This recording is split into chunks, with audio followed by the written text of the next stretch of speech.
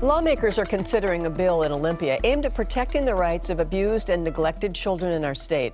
The proposal comes after a series by the King 5 investigators called Fostering Justice, which exposed our state's lagging behind the country in providing legal advocates for foster children. King 5's Susanna Frame has this story.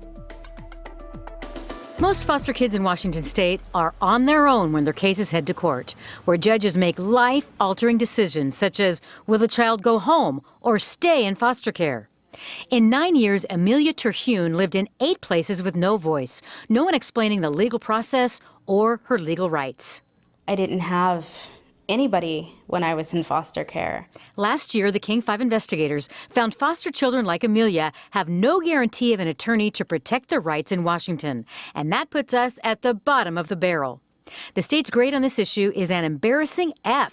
That's what a leading research group, First Star, gives us on its annual study. Only Indiana, Hawaii, and Idaho earn lower scores, with Massachusetts, Connecticut, and Oklahoma getting the best marks of all.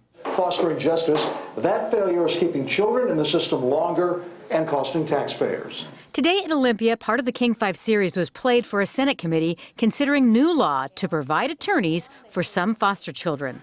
They also heard from former foster kids who say they need a voice in this chaotic process. I grew up in rural Tennessee. Before moving here, Wesley Robinson was a foster child in Tennessee, where foster kids do get attorneys. And I think my peers in Washington also need that, just to have somebody be like, hey, I got your back, this is what's going on, I'm going to help you. And so I just hope you pass this bill today. Thank you.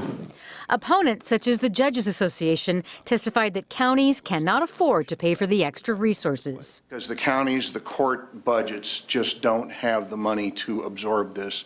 We don't have the money to absorb half of this. My county, last year, we cut 10% from our general fund budget.